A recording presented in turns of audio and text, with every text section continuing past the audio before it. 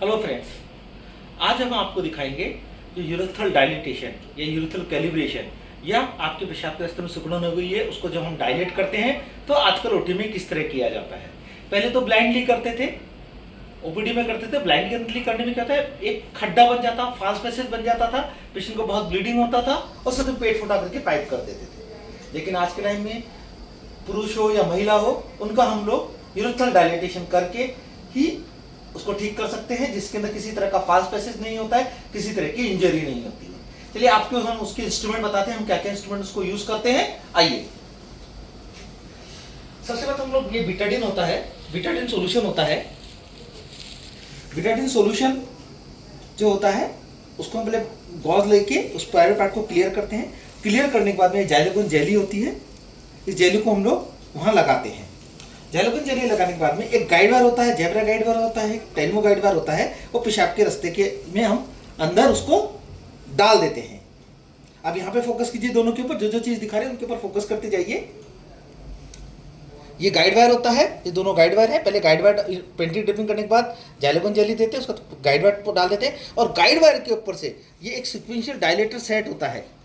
ये वाला जो सेट होता है, जो ब्लू वाला दिख रहा है, ये महिलाओं के लिए होता है। ये वाला होता है पुरुषों के लिए, क्योंकि पुरुषों का पेशाब का रास्ता लंबा होता है और थोड़ा एस शेप का होता है, इसलिए हम लोग ये पुरुषों में व्यवहार करते हैं, ये महिलाओं में व्यवहार करते हैं। इसको करते कैसे व्यवहार है, पहले तो हमने ये पेशाब का रास्ते में गाइड वायर डाल दिया।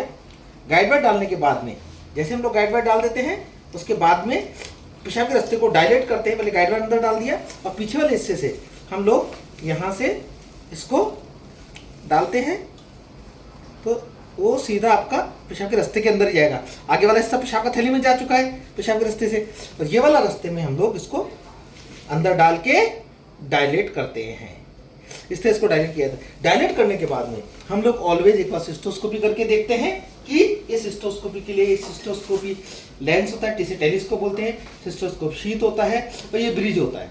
ब्रिज को और शीट को लगा के हम पेशाब के रास्ते को जाके देखते हैं कि ये जो डायलिटेशन हुआ है वो ठीक हुआ है, रास्ते में कोई ऑब्स्ट्रक्शन तो नहीं है, कोई फॉल्स पैसेज तो नहीं बना है।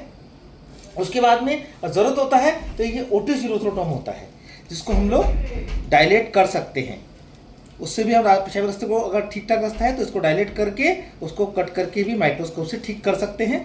फिर सिस्टोस्कोप करके दोबारा चेक कर लेते हैं और लास्ट में हम लोग कैथेटर डालकर उसको बैलून को सिरिंज में पानी लेकर के बैलून को फुला के अटका देते हैं। इस कैथेटर को हम 3 से 7 दिन के अंदर खोलते हैं और फिर पेशेंट को छोड़ देते हैं। और कभी कभी तो हम लोग कैथेटर नहीं डालते हैं कि जस्ट डायलिटेशन इससे किया, सिस्टोस्कोप करके चेक कर लिया, एवरीथिंग इज ओके, कोई ब्लीडिंग नहीं है, रास्ता एकदम ठीक हो गया है, तो उसको हम छोड़ देते हैं।